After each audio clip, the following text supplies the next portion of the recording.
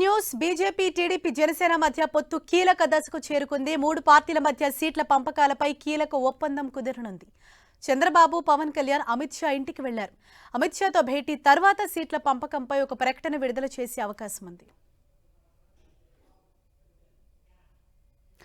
మరింత సమాచారంతో మా ప్రతినిధి రవిచంద్ మనకు అందుబాటులో ఉన్నారు. రవిచంద్, హరీష్, మరి కాసేపట్లో ఢిల్లీలో అధికారిక ప్రకటన విడుదల కాబోతుంది. టీడీపీ అధినేత చంద్రబాబు, పవన్ కళ్యాణ్, అదేవిధంగా బీజేపీ అగ్రనేతల సమక్షంలో ఎన్డీఏలో టీడీపీలో చేరబోతుంది. ఈ 3 పార్టీ కలిపి రాబోయే సార్వత్రిక ఎన్నికల్లో ఆంధ్రప్రదేశ్లో పొత్తు పెట్టుకుంటున్నాయనే ప్రకటన రాబోతుంది. దీనికి సంబంధించిన సీట్ల సర్దుబాటుకు సంబంధించి కూడా సంఖ్య గురించి కూడా బయటపెట్టే అవకాశం అయితే కనిపిస్తుంది. ఇప్పటికే ఆంధ్రప్రదేశ్లో ఏదైతే మిత్రపక్షాలకి టీడీపీ 30 అసెంబ్లీ స్థానాలని, 8 పార్లమెంట్ స్థానాలని కేటాయించింది. దానిలో భాగంగా బీజేపీకి 6 అసెంబ్లీ, 6 పార్లమెంట్ స్థానాలని కేటాయిస్తున్నట్టు కూడా తెలుస్తుంది. 2 రోజుల నుంచి ఢిల్లీలోనే ఉన్నారు చంద్రబాబు. మొన్న రాత్రి గంటన్నర పాటు అమిత్ షాతో, నడ్డాతో సమావేశమయ్యారు. పవన్ కళ్యాణ్ ఇద్దరు కూడా ఆంధ్రప్రదేశ్ తాజా రాజకీయ పరిణామాలపై ఇరువురు చర్చించారు. ఎందుకంటే బీజేపీ ఏదైతే కేంద్రంలో అధికారంలో ఉంది కాబట్టి మొత్తానికి కొంత పెద్దన్న పాత్ర అయితే పోషిస్తున్నట్టు మనకి కనిపిస్తుంది. నిన్న కూడా ఏదైతే కొంతమంది రాష్ట్ర స్థాయి నేతలతో కూడా బీజేపీ నేతలతో వీరిరువురు చర్చించినట్టు తెలుస్తుంది. వీరిరువురు కూడా రాష్ట్రంలో ఉన్న పరిస్థితులను, అధికార పార్టీని ఎలా ఎదుర్కోవాలనే అంశాలకు సంబంధించి కీలక చర్చలు జరిపినట్టు తెలుస్తుంది. ఇవన్నీ కూడా బీజేపీ హైకమాండ్ దృష్టిలో పెట్టడం జరిగింది. ఇవన్నీ కూడా వీలైనంత సహకారం కేంద్రం నుంచి ఏదైతే టీడీపీకి కావచ్చు, అదేవిధంగా జనసేన ఈ కూటమికి అందుతుంది. రాష్ట్రంలో నిష్పక్షపాతంగా ఎన్నికలు జరిగేందుకు కేంద్రం సహకారం అనే విధంగా కూడా వీరు చర్చలు జరిగాయి. అమిత్ షా కూడా దీనికి సంబంధించి రాష్ట్రంలో విషయాల మొత్తం కూడా అడిగి తెలుసుకున్నట్టు కూడా టీడీపీ వర్గాలు అయితే చెప్తున్నాయి. ఏది ఏమైనా మొత్తానికి ఎప్పటి నుంచో ఎదురు చూస్తున్న టీడీపీ, జనసేన, బీజేపీ పొత్తు అయితే మరి కాసేపట్లో పొత్తుకు సంబంధించిన అధికారిక ప్రకటన అయితే రాబోతుంది. సీట్ల సర్దుబాటు సంబంధించి జనసేనతో ఇప్పటికే టీడీపీ అధినేత చంద్రబాబు మాట్లాడటం జరిగింది. దీనికి సంబంధించి జనసేన కూడా 24, అదేవిధంగా 2 ఏదైతే పార్లమెంట్ స్థానాలు ఇవ్వాలని నిర్ణయించారు. ఎందుకంటే ముందుగా 3 స్థానాలు ఇవ్వాలనుకున్నప్పుడు కూడా బీజేపీ షేర్ కొంచెం పెంచాల్సి వచ్చిన నేపథ్యంలో పవన్ కళ్యాణ్ స్వచ్ఛందంగా ముందుకు వచ్చి తాను సీట్లలో ఒక సీటుని ఆయన తగ్గించుకోవడం జరిగింది. ఈ నేపథ్యంలో అనకాపల్లి, అదేవిధంగా మచిలీపట్నం 2 స్థానాలని జనసేన పోటీ చేసే అవకాశం ఉంది. బీజేపీ కూడా పార్లమెంట్ స్థానాల విషయంలో, వైజాగ్ విషయంలో పట్టుబడుతున్నట్టు తెలుస్తుంది. అరకు, రాజమండ్రి, అదేవిధంగా రాజంపేట, తిరుపతి, హిందూపురం ఈ స్థానాలని, నరసాపురం స్థానాలను ఆశిస్తున్నట్టు తెలుస్తుంది. వీటిలో మొత్తానికి ఒక 6 స్థానాలని వారికి కేటాయించే అవకాశం ఉంది. ఇప్పటికే టీడీపీ అధినేత చంద్రబాబు, బీజేపీ కావచ్చు, జనసేనకు పోయే సీట్లలోని నేతలతో టెలికాన్ఫరెన్స్ నుంచి వారికి నచ్చజెప్తున్నారు. మీ భవిష్యత్తుకు నేను భరోసా కల్పిస్తాను, పొత్తులు రాష్ట్రానికి అవసరం అని చెప్పి ఆయన చెప్తున్నారు. కొంతమంది సీనియర్ నేతలతో కూడా చంద్రబాబు మాట్లాడడం జరిగింది. బీజేపీతో ఎందుకు కలిసి ముందుకు పోవాల్సి వస్తుంది, ఆంధ్రప్రదేశ్లో ఈ రోజు ఉన్న పరిస్థితులు ఏంటి, ఈ సమస్యలన్నీ అధిగమించాలంటే కేంద్రంలో అధికారంలో ఉన్న బీజేపీ సహకారం కంపల్సరీగా కావాల్సిన అవసరం ఉంది.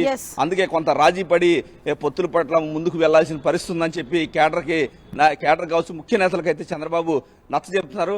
మొత్తానికి మరి కాసేపట్లో పొత్తుకు సంబంధించిన అధికారిక ప్రకటన వెలువడబోతుంది. రవిచంద్, అంటే ఈ సీట్ల పంపకానికి సంబంధించి ఇక్కడ బీజేపీ ఎన్ని సీట్లలో పోటీ చేసేందుకు ప్రతిపాదిస్తుంది? అంటే ఈ ప్రభావం ఇటు జనసేన సీట్లపై ఏమైనా ప్రభావం పడే అవకాశం ఉందా? అంటే డెఫినెట్ గా మీరు చెప్పినట్టు ఇప్పుడు పార్లమెంటు స్థానాల విషయానికి వస్తే ముందుగా టీడీపీ 4 స్థానాలు ఇవ్వాలనుకుంది. కానీ అమిత్ షాతో చర్చల తర్వాత అమిత్ షా కొన్ని విషయాలు వీరికి స్పష్టం చేశారు. జాతీయ స్థాయిలో ఎన్డీఏ బలోపేతం అవుతుంది.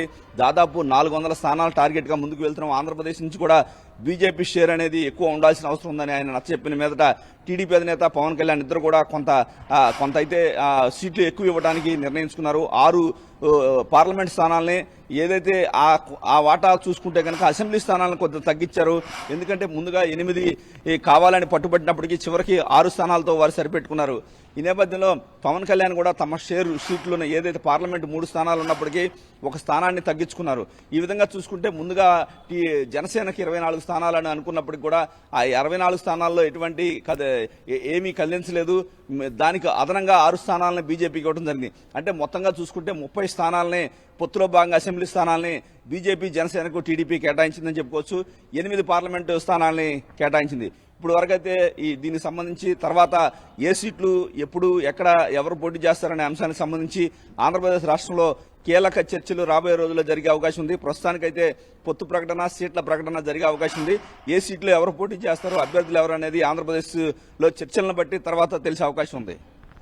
రవిచంద్, ఇక్కడ బీజేపీ అడుగుతున్న కొన్ని సీట్లకు టీడీపీ కూడా కొంత సుముఖంగా లేదు. అంటే ఇటు టీడీపీ జనసేన మధ్య కొంత క్లారిటీ వచ్చినప్పటికీ కూడా బీజేపీ ఎక్కువ స్థానాలను ఆశిస్తోంది.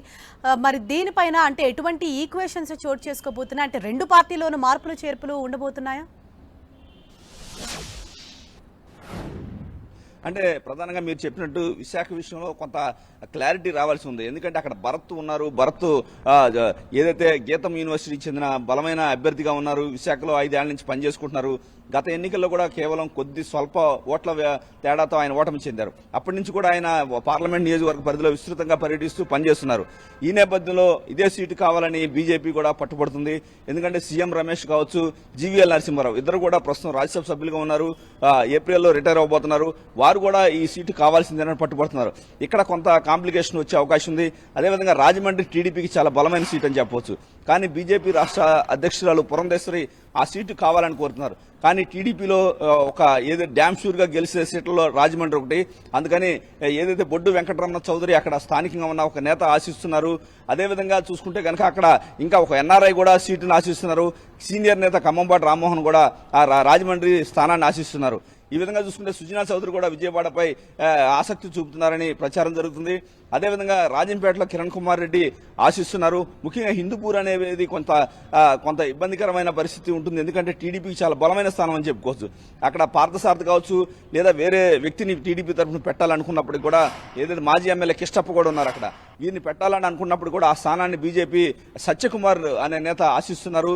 సత్యకుమార్ కూడా జాతీయ స్థాయిలో కొంచెం పట్టున్న నేత కాబట్టి ఆ స్థానం ఇవ్వాల్సిన పరిస్థితి వస్తే కొంత టీడీపీకి ఇబ్బంది అని చెప్పుకోవచ్చు.